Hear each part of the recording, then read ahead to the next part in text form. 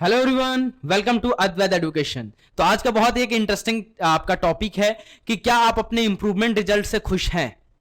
खुश हैं क्या अपने इंप्रूवमेंट रिजल्ट से? क्या हैप्पी हैं? क्या आप खुश हैं अपने इंप्रूवमेंट रिजल्ट से? क्योंकि 2021 बोर्ड जब हुआ था उसमें पेपर सीबीएसई बोर्ड ने नहीं लिया था और सारे रिजल्ट जो गए थे वो स्कूल बेसिस पे गए थे, तो काफी सारे बच्चों का रिजल्ट खराब कर दिया गया था।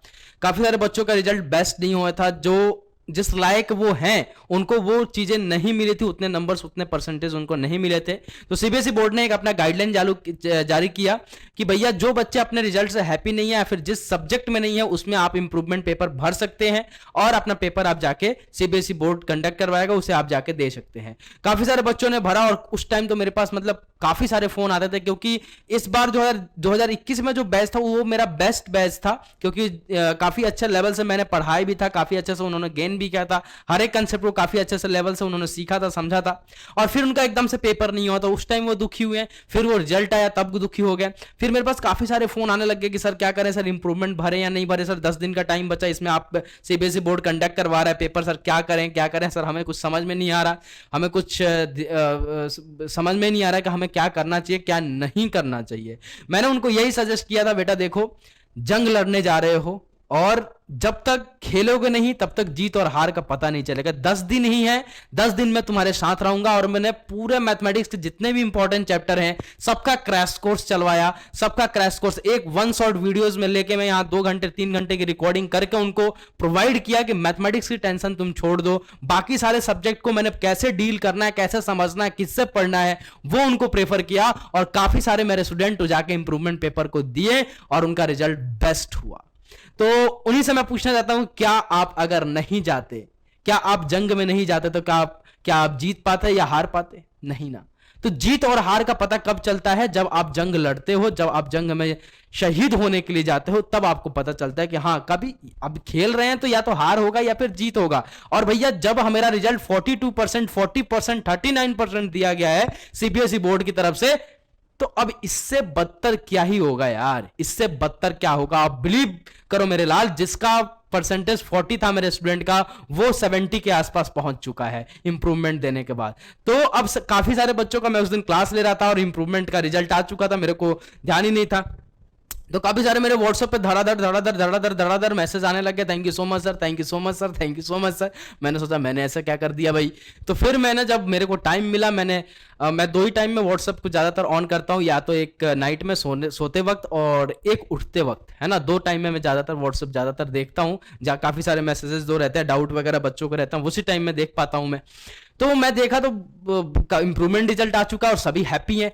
तो जो बच्चा 42% पे था वो पहुंच चुका है 65 अबव, जो बच्चा 50 प्लस था वो पहुंच चुका है 70 अबव, जो बच्चा 60 के आसपास था यानी 60 से जो कम था वो पहुंच चुका है आपका 75 अबव। तो ऐसे इंप्रूवमेंट रिजल्ट का आपको बेनिफिट्स मिला था, इसलिए मैंने बोला था कि जाके इंप्रूवमेंट रिजल्ट दो। अब एक बार तो कुछ बच्चों के साथ 4-5 बच्चों का नाम याद है मेरे को, धीरे धीरे और भी याद आ जाएगा। उनका एक दिन पहले आ रहा, जिस दिन पेपर है उससे एक दिन पहले, सर सोच रहे हैं ना पेपर नहीं दें क्योंकि तैयारी ना होने की। मूर्ख मत बनो, जाकर पेपर दो, रिजल्ट अच्छा होगा, बिलीव करो मेरे पे। और उन बच्चों का जब ये सारी खुशी वाली मैसेज आती है तो काफी मजा आता है। सर अरे ज्यादा खराब से खराब क्या होगा, इससे खराब क्या कर देते सीबीएसई वाले यार। अरे जिसका भैया 42% था, किसी बच्चे का सर 39% था, अरे किसी बच्चे का सर 49% था, ऐसे रिजल्ट दिए गए थे यार। अब इससे ज्यादा कम क्या ही होगा। अरे हो भी जाएगा तो क्या करेंगे, 1 साल बैक ले लेंगे, वैसे भी बैक में पढ़ना है, क्योंकि भैया 60% से अगर एवॉब मेरा रिजल्ट नहीं है तो कोई भी अच्छा कॉलेज मेरे को एडमिशन ही नहीं देगा, चाहे मैं आईआईटी में जाऊं, चाहे मैं आपका नीट करने जाऊं, मेडिकल करने जाऊं, या फिर कोई भी फील्ड में जाते हो। मैं इन दोनों फील्ड का बात नहीं कर रहा, किसी भी फील्ड में जाते हो तो इससे कम का कहां आपको मिल जाएगा। तो सर जब इन बच्चों, ऐसे बच्चे जो थे, अब वो क्या करें। और ये बच्चे बिलीव करो मेरे पे कि ये जितने भी बच्चे इस कैटेगरी में थे मैं उनको पढ़ाया हूं, वो कम से कम 80% से अबव वाले बच्चे थे, जिनका 80% अबव तो रखा था। मैं उनको प्रॉमिस करता हूं, मैं उनसे गारंटी लेता हूं कि इतना तो तुम्हारा बेटा आ ही जाता, इतना तो आ जाता। अगर सीबीएसई बोर्ड फर्स्ट अटेम्प्ट में आपका पेपर लिया होता तो स्कूल के पे डिपेंडेंट नहीं होते आप। तो तो कुछ स्कूलों ने फीस की वजह से स्ट्रक्चर खराब कर दिया रिजल्ट का, कुछ स्कूल का उनका सर्टिफिकेट नहीं था, किसी और स्कूल से फॉर्म भराया, वहां पे जाकर उन्होंने अपना रिजल्ट बेस्ट किया। तो ऐसे बहुत सारे दिक्कतें आई हैं आपके इस रिजल्ट में, लेकिन जो बच्चे इंप्रूवमेंट एग्जाम दिए हैं वो काफी हैप्पी हैं। मेरे पास 36-37 के आसपास इंक्वायरी आई थी इसके रिगार्डिंग, और सारे बच्चे 60 अबव पहुंच चुके हैं। तो सारे बच्चों को अब लाइफ में कभी ये सुनने को नहीं मिलेगा कि बेटा तुम्हारा इस मार्क्स की वजह से तुमको इस कॉलेज में मैं एडमिशन नहीं दे सकता या नहीं दे सकती। तो आप भी कमेंट सेक्शन में बता दीजिए कि हाँ सर, आपने जो सही बोला था वो सही में सच है, सही में अच्छा हुआ हमारे साथ, हमने दिया पेपर और काफी अच्छा फील हो रहा है। अब टेंशन एक माइंड से खत्म हो गई। दूसरा टेंशन अब बच्चों का माइंड में ये आ रहा है, मैं डाउट सॉल्व करने ही आया हूं यहाँ पे, दूसरा ये आ रहा है कि सर इंप्रूवमेंट एग्जाम तो दे दिए, काफी डिले हो गए, अब सर हमारा एडमिशन कहीं नहीं हो रहा है, किस कोई भी कॉलेज या फिर कोई भी स्कूल हमें 11th में एडमिशन नहीं दे रहा, 12th में एडमिशन नहीं दे रहा। ठीक है ना, कोई दिक्कत नहीं है, क्या दिक्कत है फिर?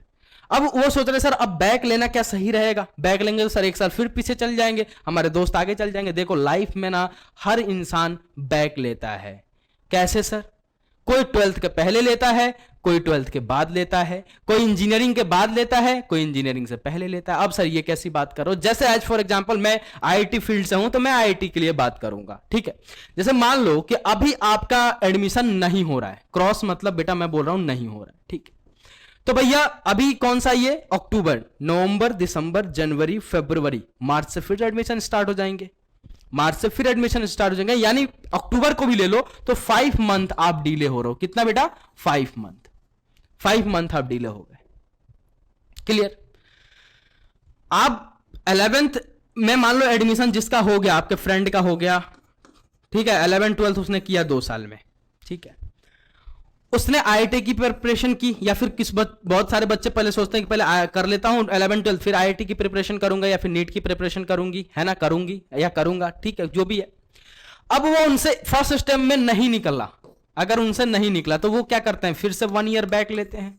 क्या करते हैं बेटा? 1 ईयर फिर से बैक लेते हैं, है कि नहीं? 1 ईयर बैक ले, तो इन्होंने भी बैक लेते हैं, लेकिन ये क्या कुछ देर बाद लेते हैं। आप यहां पे भी ले लोगे तो कोई बड़ी बात नहीं है, बस इस अपॉर्चुनिटी को मिस मत करना।